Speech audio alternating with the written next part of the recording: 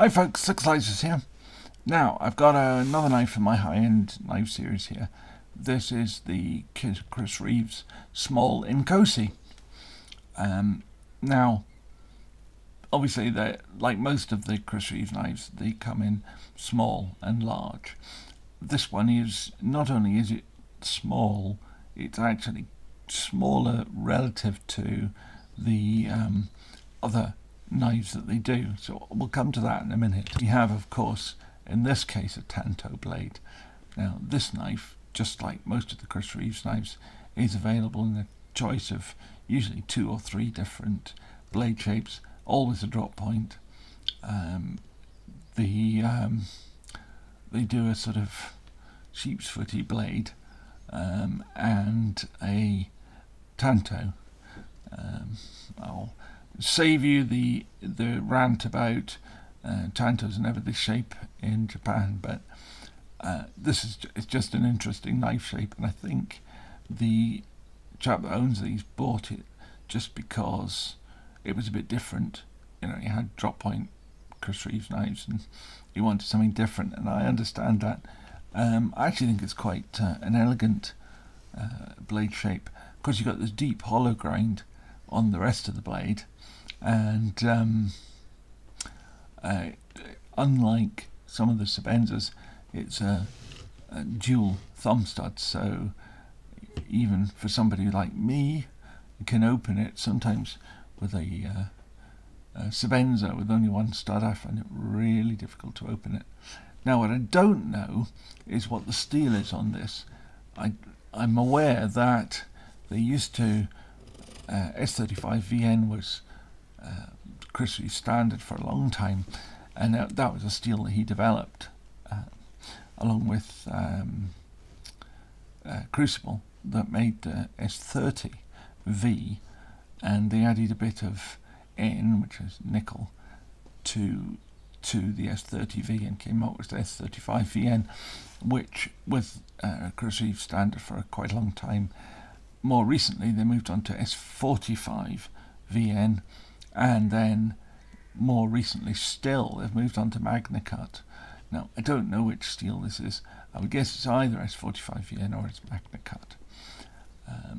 But whichever way you go, these are all good steels.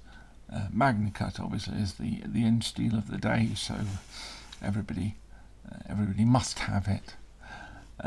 Now we've got titanium handles with black micarta inlays. This is kind of like the old Sebenza layout for the inlays, and you've got the 2 strips. I think in the Sebenza that was because there used to be a big hole in the handle here, which I believe is something to do with the manufacturing process. They don't have that anymore, it's gone. But this still has, in this, we still have the 2 inlays, whereas with the Sebenza they have moved over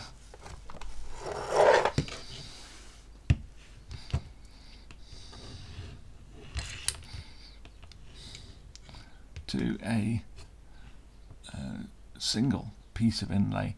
I don't have a small Sebenza with the inlay, and this one seems to be covered in oil for some reason. I'll find out why in a minute. So back to this. So we've got the 2 strips of micarta on that side, and on the back we have the 1 strip. This also has, like the new Sebenza, the clip comes onto the handle rather than onto the spring. That was a changeover from the Sebenza 21 to the 31. Now, the Inkosi, which incidentally means chief in Zulu, was originally, it was the the Sebenza 25, which was a sort of interim Sebenza, which became its own knife rather than being the Sebenza 25. It became the Inkosi. This is the small version of that, and I think the main reason for that is, although some of the items of the S25 are carried forward, were carried forward later into the 31, the there are some significant differences in this knife which send it down a different kind of rabbit hole. The things that were carried forward onto the 31 are the orientation of the clip and the use of a ceramic ball for both the detent and the lock of the knife. But the thing that is most markedly different between the Sebenzas and the Inkosi is the way that the pivot is done. Now, I shall go into that in a little bit of detail in just a second, but I want to just have a look at one other thing first, and that is the size. I want to have the Sebenza in here to show you the difference between the pivots as well, so we'll do the size first. Now, the Sebenza is 6mm longer than the Inkosi. So this is 95mm, this is 101mm. Doesn't sound like very much, but I can assure you that when you put this knife in your hand, it's significantly different. This knife is about 8% thicker, although it is that little bit shorter. So you've got a thicker blade, and you can probably see that. I think it just about shows up in there, and it's thicker overall than the Sebenza, but shorter. So it's a kind of stout, hard use sort of version. Now the Sebenza is a working knife. Sebenza means work. Then this is just taking that to another level. The other difference between this and the Sebenza, obviously, is the plain small Sebenza, so no inlays on this, but the lanyard is different, subtly different, I suppose. First of all, because on the Sebenza it's on a separate pin just for the lanyard, whereas on here it's tied around the rear standoff, the rear screw that holds it together. But the traditional Sebenza wrap is a sort of hangman's noose affair, whereas the Inkosi here has 5 snake knots stacked one above the other. Just different. Neither's better, neither's worse, they're just different. I think I personally prefer the snake knots, but it's just a personal thing. But the real difference in use is that this is just that little bit smaller, and it's really noticeably smaller when you hold it in your hand. 6mm doesn't sound like much. It's about 1/4 of an inch, but that 1/4 of an inch just seems to make a difference. But what's the big difference? It's not the size really that's the biggest difference. The biggest difference is in the pivot construction. The Sebenza uses a bushing pivot, so you have a scale, a nice big bronze washer, a blade, another big bronze washer, another scale, but the scales don't tighten onto the blade. Instead they tighten onto a bushing, so you have the screw here with a bushing around it, and that supports the force between the two scales. Theoretically that means that no matter how tight you make that bushing, it won't affect the movement of the blade. I don't think it's entirely true, but it's certainly there or thereabouts. It's mostly true. Whereas the Inkosi has a more traditional bearing in that there is no bushing. You simply have the blade washer, sorry, the scale washer, blade washer, scale, and this screw tightens the whole lot together or loosens it up. This means that the Sebenza can be taken apart and put back together, so long as you don't trap a washer between the bushing and the scales.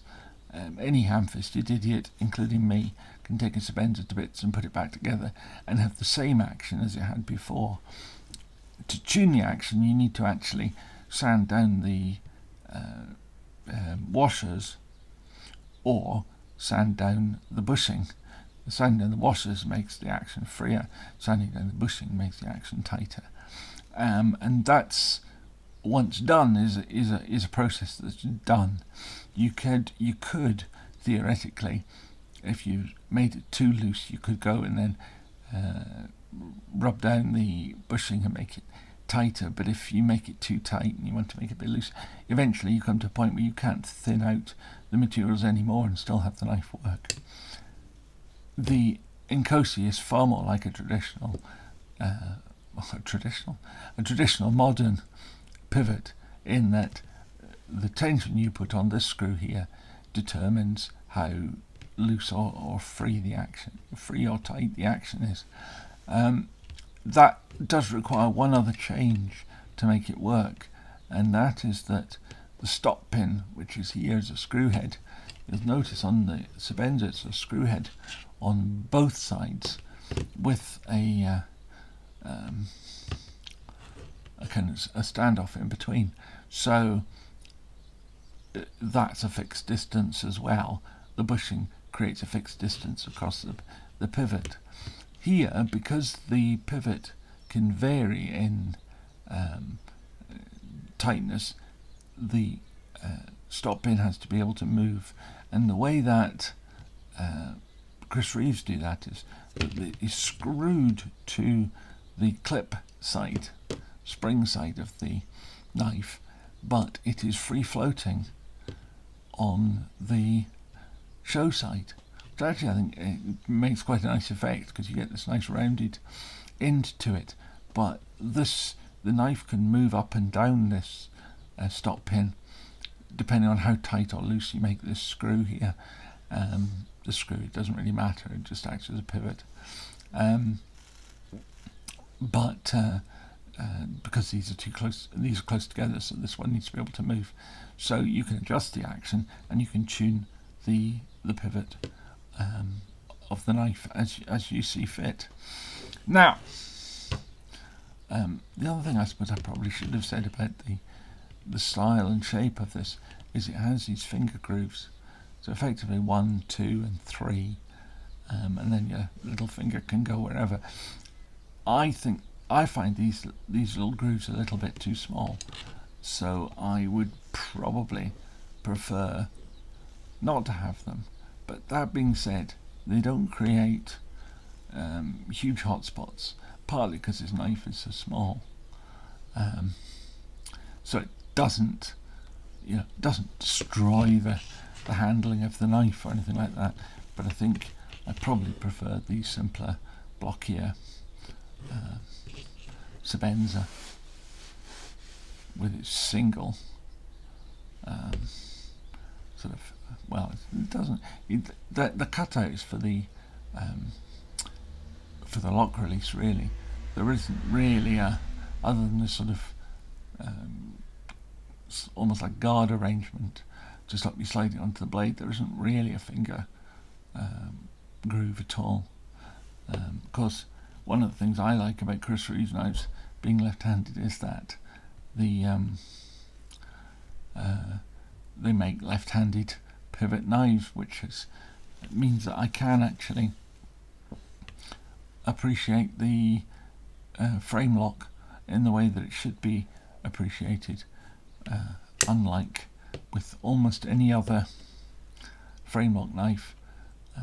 Shirogorov make a few left-handers, but mostly not. But it's the thing that puts me off the frame lock. I'm not a big fan of the frame lock all round. I think it's a bit ugly and crude looking. A nice liner lock generally looks better, but it's practical, and I know people do like them. So I think that's probably all we need to say about the Inkosi. It's a nice little pocket knife. It's not quite as gentlemanly as the Menandi, but it's certainly just that little bit more, I don't know, gentlemanly than the Sebenza. And I actually quite like this Tanto blade shape. It's again, kind of suits the little knife vibe. Reminds me of a little bit like the Dress Marauder that I had from Medford Knife and Tool. So my brain was going blank there. So anyway, that's it. I think that's enough for now. If you like the stuff, please give a thumbs up. If you disagree with me or you agree with me about anything on this knife, please put something in the comments. It does actually help the channel significantly. And of course, please subscribe. Then you'll get more of this sort of stuff. If that's what you want to see, that would be great. Okay, thank you very much.